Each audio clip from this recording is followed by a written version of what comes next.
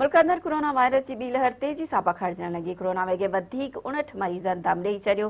गुज़िरियल 24 कलाकनि दौरान 2665 नवां केस साम्हूं अची विया आहिनि। National command and operation centre पारां जारी कयल पधिराई में चयो वियो आहे त सॼे मुल्क अंदर 24 कलाकनि दौरान 38,983 टेस्टूं कयूं वयूं। कोरोना जी टेस्टुनि जे मुस्बत अचण जी शरह 8.8 रही। NCOC मूजिबि गुज़िरियल 24 कलाकनि दौरान 59 मरीज़ ज़िंदगी जी जंग हाराए विया आहिनि। जंहिंखां पोइ फोतियनि जो अंग वधी 7,662 थी वियो। NCOC मूजिबि सॼे मुल्क में 2,665 नवां केस ज़ाहिर थिया आहिनि। जंहिंखां पोइ मुतासिरनि जो अंग वधी 3,74,173 ताईं पहुची वियो। NCOC मूजिबि हिन वक़्तु फाल केसनि जो अंग 36,683 आहे।